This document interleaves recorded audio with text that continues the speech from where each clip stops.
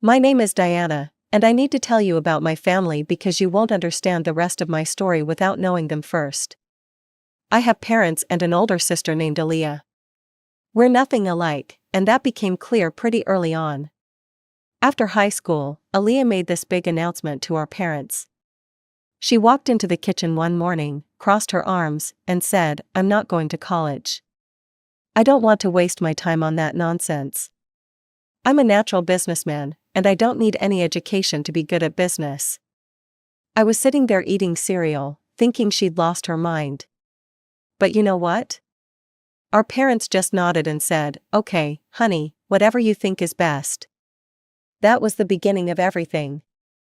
While I was filling out college applications and studying for entrance exams, Aliya was already talking about her first business idea.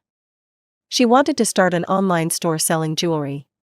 Mom and Dad gave her money right away, not a small amount either, like $5,000 to get started. "Diana, why don't you follow your sister's example?" Mom asked me once. "She's so entrepreneurial." I told them I would start my own business eventually, but first I wanted to get a higher education. They thought I was being stubborn and overcomplicated things. College was tough but worth it. I studied business administration and really threw myself into learning everything: accounting, marketing, management, economics. Meanwhile, Aliya's jewelry store lasted about 6 months before it went under. She'd bought too much inventory without researching what people actually wanted to buy. Did our parents get upset with her? Of course not. They just gave her more money for her next idea. Over the next few years, while I was in college, Aliya tried everything. She opened another online store, this time selling phone accessories. That failed too. Then she got into stock trading, convinced she could make it big on day trading. She lost thousands of dollars in 2 months. "The market is rigged," she complained to Dad, but I learned so much. My next venture will be different. And it was different. It was a restaurant. She rented a small space downtown and tried to run a sandwich shop. She had no experience with food service, didn't understand health regulations, and hired her friends as staff. The place closed after 4 months when the health inspector shut them down. Each time, our parents bailed her out. They paid off her debts, covered her losses, and funded whatever came next. I watched this pattern repeat over and over. Sometimes Aliya actually made some decent money. Her souvenir business did okay for a while when she figured out where tourists liked to shop. But instead of reinvesting the profits or saving anything, she'd blow it all immediately. New iPhone, designer clothes, expensive trips to Miami or Las Vegas. By my senior year, Aliya had tried food delivery, dropshipping, cryptocurrency trading, and even a brief stint selling essential oils. Nothing lasted more than a year. Our parents kept writing checks and making excuses for her. "She's finding herself," Mom would say, "she's learning what works." But I could see she wasn't learning anything. She made the same mistakes every time: no planning, no research, no patience, and no ability to handle money responsibly. When I graduated college, I had my degree and about $3,000 in savings. Not much, but it was mine. I'd earned every dollar of it. "So when are you starting your business?" Dad asked at my graduation dinner. "I'm not ready yet," I said. "I want to work for someone else first, learn how real businesses operate." Aliya rolled her eyes. "You're overthinking it, Diana. Just jump in and figure it out as you go. That's what real entrepreneurs do." But I knew better. I'd watched her jump in a dozen times and fail every single time. I was going to do things differently. After graduation, I got a job at a marketing firm downtown.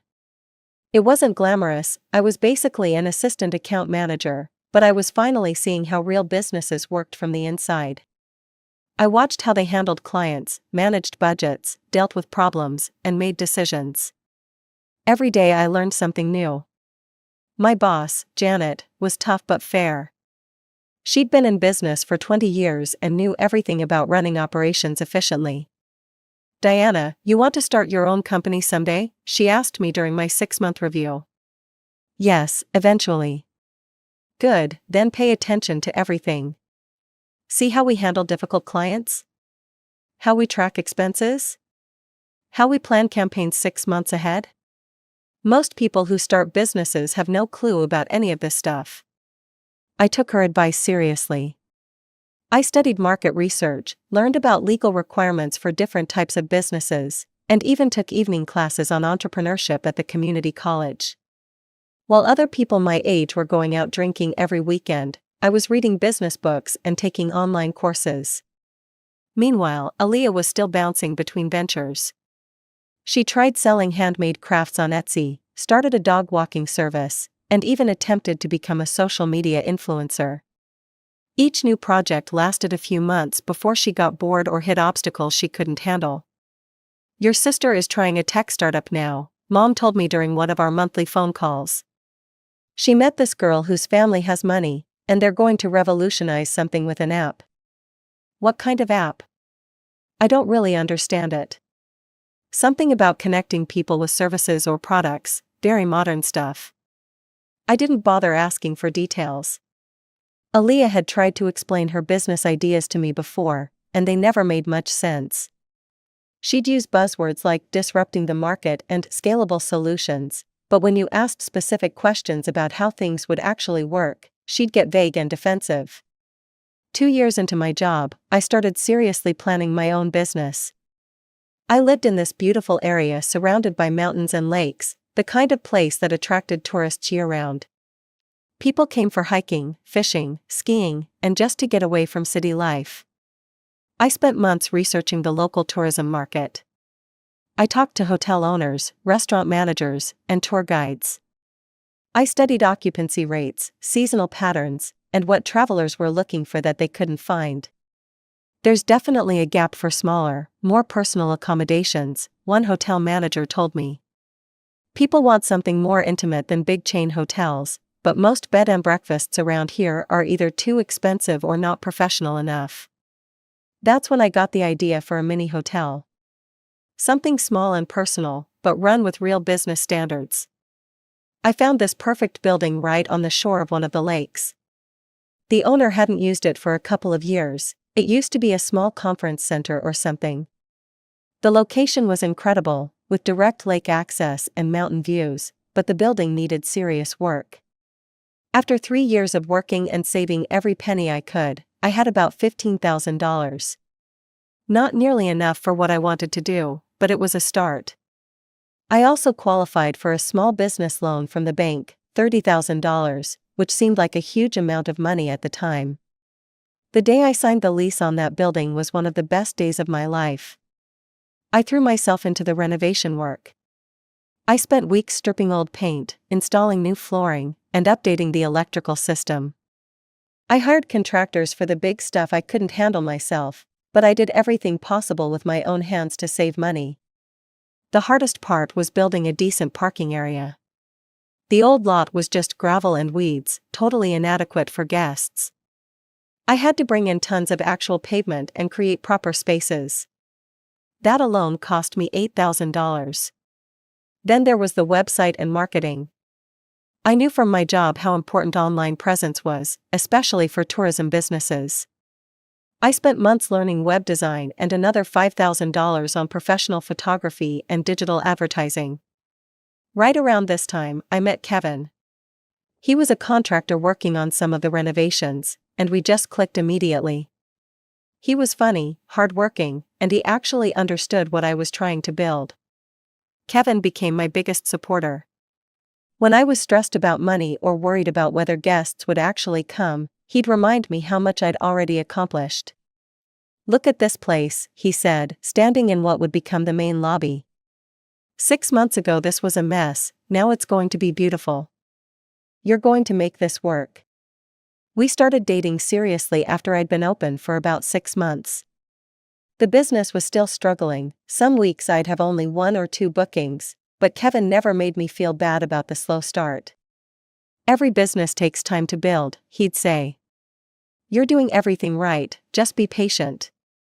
He was right. Gradually, things started improving. Guests left good reviews online, word spread, and bookings increased. The second year was much better than the first. Kevin and I had been together for 2 years when he proposed. We were sitting on the hotel's deck, watching the sunset over the lake, and he just pulled out this simple, perfect ring. "I want to build a life with you," he said. "I want to help you grow this business and start a family and just be happy together." I said yes immediately. We started planning a wedding for the following summer. Everything was finally coming together. The business was profitable, I was in love, and I felt like I was exactly where I was supposed to be. That's when everything changed. Kevin went mountain climbing with his friends that weekend in March. It was something he did regularly. He was an experienced climber and always careful about safety. He kissed me goodbye Friday morning and said he'd be back Sunday night with photos from the summit. The call came Sunday evening. Kevin's friend Mark was crying so hard I could barely understand him. There had been an accident. Kevin fell while rappelling down a cliff. Something went wrong with his equipment, he was gone. The next few weeks were a complete blur. The funeral, police reports, investigation into his climbing gear. Everyone kept talking to me, explaining things, asking questions, but I felt like I was underwater, nothing seemed real.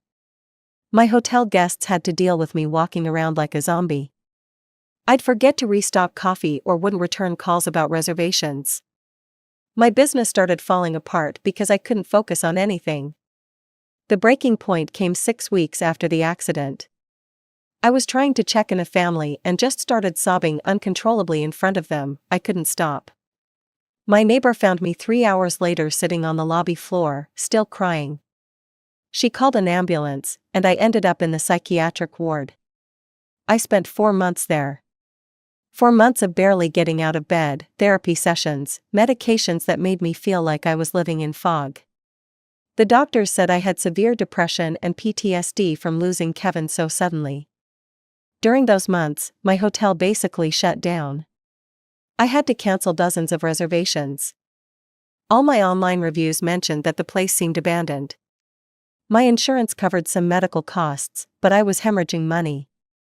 My parents never visited me once while I was in the hospital. When I'd call them crying, they'd say they were busy dealing with Aliya's startup investor issues. That hurt worse than Kevin's death in some ways. Realizing your own parents care more about your sister's business problems than your mental breakdown is a special kind of pain. It took 2 years of therapy before I felt remotely normal again. 2 years of weekly sessions, learning coping strategies, slowly rebuilding my ability to handle stress and make decisions. When I finally felt ready to restart my business, it was like starting over from scratch. The building had been sitting empty for almost 3 years. Everything needed cleaning, repainting, updating. Equipment had broken down, my website was completely outdated. But I threw myself into the work like my life depended on it.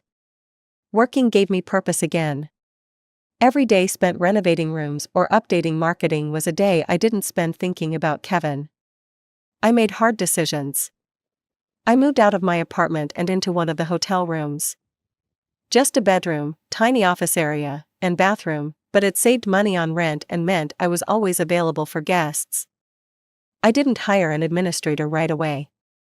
I handled all bookings, cleaned rooms myself, managed the website, did accounting, everything. It was exhausting, but kept overhead low and my mind busy. I didn't pay myself a salary for the first 2 years after reopening. Every dollar of profit went back into improving the hotel.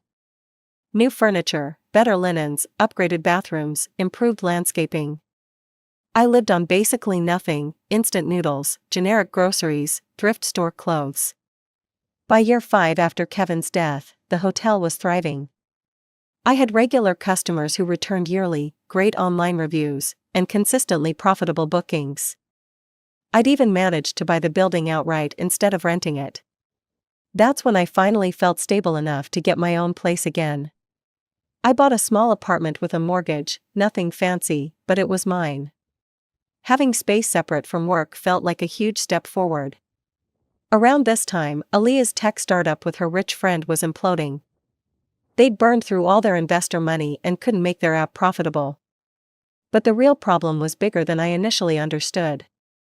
The call came on a Tuesday evening.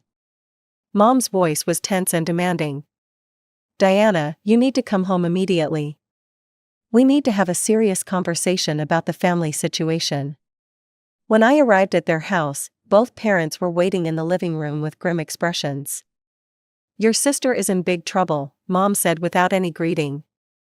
Her business partner's parents invested $300,000 in their startup. The girl took the money from her parents secretly, and now that the business failed, they're demanding it all back. That's unfortunate, but what does it have to do with me? Dad leaned forward. The girl's father is a big businessman with serious connections. He's threatening legal action and worse if Aliya doesn't pay up. They need the money immediately. I don't have $300,000 lying around. Yes, you do, Mom said firmly. You need to sell your hotel and give Aliya the money from the sale. I stared at them in disbelief. Are you insane? I'm not selling my business. It's my only income. I've spent years building it up. It's like my child. Don't be selfish and greedy, Dad snapped. Family helps family. You won't starve, you have an apartment, you have education, you can get a job somewhere else. I will not sacrifice myself for Aliya's stupid mistakes. She should be responsible for her own thoughtless actions. I turned around and left, but they didn't stop there. The harassment started immediately, constant calls and messages. Mom said Aliya was depressed because of me, that I wanted to ruin her life, that if anything happened to my sister, it would be on my conscience. When the direct pressure didn't work, they resorted to something more sophisticated and cruel. Mom started posting on social media that I was mentally unstable and crazy. She said I often behaved inappropriately and shouldn't be running a business, that I was having another episode and needed to be urgently rescued. She told everyone that I'd been treated by a therapist for years and was even hospitalized, but she didn't mention why, the loss of my fiancé. Previously, this story was kept secret in our family. Mom hadn't told any relatives about it, but now she went all in, twisting the truth to make me look dangerous and incompetent. The relatives started calling immediately. My phone rang constantly with cousins, aunts, and uncles urging me to undergo treatment, saying it was time to retire so I wouldn't cause trouble, that I needed to transfer the hotel to Aliya, who they believed was a successful businesswoman. They had no idea about her business failures because my parents had hidden those too. Diana, we're worried about you, my cousin Sarah said during one of many calls. Your mother says you're not thinking clearly. Maybe it's time to let someone else handle your responsibilities. The harassment became unbearable. Every day brought dozens of calls from relatives I hadn't heard from in years, all demanding I hand over my hotel to save the family reputation. My phone buzzed constantly with messages telling me I was selfish, crazy, and dangerous to society. I finally had enough and called a lawyer. His name was Robert Chen, and he specialized in family disputes and defamation cases. When I explained the situation, he listened carefully and took detailed notes. Your parents have no right to disclose information about your medical treatment, he said firmly. What they're doing is illegal on multiple levels. From this moment on, you need to start collecting evidence against them. I began documenting everything. I took screenshots of every social media post my mother made about my supposed mental illness. I printed out all the threatening messages from relatives. Most importantly, I started recording every phone conversation with my parents and family members. The evidence pile grew quickly. My mother's Facebook posts were particularly damaging to her own case. She'd written things like, "My daughter Diana is having another psychotic episode and refuses treatment, and Diana is mentally unstable and shouldn't be allowed to run a business that puts innocent tourists at risk." None of it was true, but she was spreading these lies to hundreds of people in our extended family and community. 2 weeks after I hired Robert, my parents showed up at my hotel. I didn't want to cause a scene in front of guests, so I took them to my private office behind the front desk. Diana, you have to listen to reason, Mom said, her voice desperate. Aliya's situation is getting worse every day. The investor's father is calling constantly, threatening to destroy her reputation and involve the police. That's not my problem. You have to sell this place, Dad demanded. We don't have any other options. $300,000, that's what we need. I already told you no, I'm not destroying my life for Aliya's mistakes. Mom's face turned cold, then we'll make you. We're going to sue you and have you declared mentally incompetent. When that happens, you'll lose control of all your assets. They left after that threat, and I immediately called Robert to tell him what they'd said. Good, he said, let them try, we'll be ready. A week later, something unexpected happened. My Aunt Linda, my mother's sister, came to see me at the hotel. She looked nervous and kept glancing around like she was afraid someone might be watching. Diana, I need to show you something, she said, pulling out her phone. I was visiting your parents last weekend, and I overheard them talking. I decided to record it. She played the audio file. It was my parents' voices, clear as day, discussing their plan to have me declared insane so they could take control of my business and sell it. If we can convince the judge that Diana is mentally incompetent, we can become her legal guardians, Dad's voice said on the recording. Then we can sell the hotel and get the money for Aliya. The key is to make sure everyone believes she's having another breakdown, Mom replied. We need more people to call her crazy, more documentation of her instability. I thanked her and immediately sent the recording to Robert. A month later, just as my parents had threatened, they filed a lawsuit asking the court to declare me mentally incompetent and appoint them as my legal guardians. The trial was a nightmare. My parents brought in some distant relative I barely knew who testified that I'd always been unstable and unpredictable. They presented my old medical records from after Kevin's death as evidence that I was permanently mentally ill. Then Robert stood up for my defense. First, he played the recording Aunt Linda had made of my parents planning to frame me. The judge's expression changed immediately as he heard my parents discussing their scheme. Your Honor, Robert said, this recording proves that the plaintiffs are not acting in good faith. They're attempting to defraud their own daughter for financial gain. He also presented a current medical certificate from my doctor stating that I was completely healthy and mentally capable. The doctor explained that my previous treatment was for grief and trauma, not permanent mental illness, and that I had fully recovered years ago. The most dramatic moment came when Robert called the investor's father to testify. He was a well-dressed businessman who looked extremely uncomfortable on the witness stand. Sir, did the defendants promise to repay your investment? Robert asked.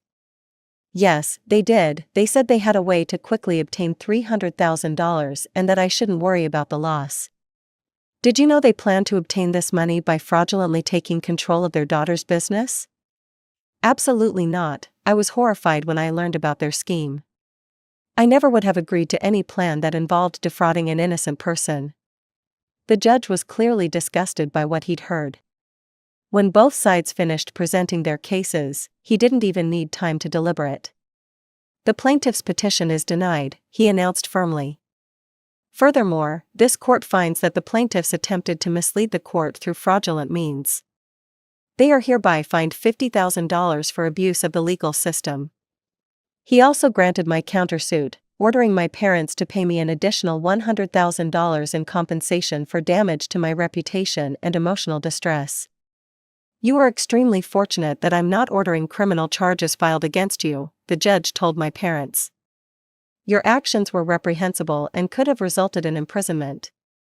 My parents had to sell their house to pay the fine and compensation. They also had to cover Aliya's debt to the investor's father. The last I heard from Aunt Linda, they'd moved into a small rental apartment on the outskirts of town and were struggling financially. After the trial, I slowly returned to normal life. The stress had been enormous, but winning felt like a complete vindication. My hotel business continued thriving, and I was finally free from my family's manipulation and demands. I maintain a great relationship with Aunt Linda, who visits me regularly. She updates me on family news and tells me about relatives who've realized they were lied to and want to apologize. Some have reached out directly, embarrassed about how they treated me based on my parents' false stories. Through Linda, I know that my parents and Aliya are having serious financial problems in their tiny apartment. Aliya still hasn't found steady work or a successful business idea. My parents are both working part-time jobs to make ends meet. but honestly, I don't care what happens to them anymore. They showed me exactly who they really are, people willing to destroy their own daughter's life for money. They proved they're not my family in any meaningful sense. Sometimes I think about Kevin and wonder what he would have thought about everything that happened. I think he would have been proud of how I stood up for myself and didn't let them destroy what we started building together. That's my story. It taught me that blood doesn't make family, loyalty and love do.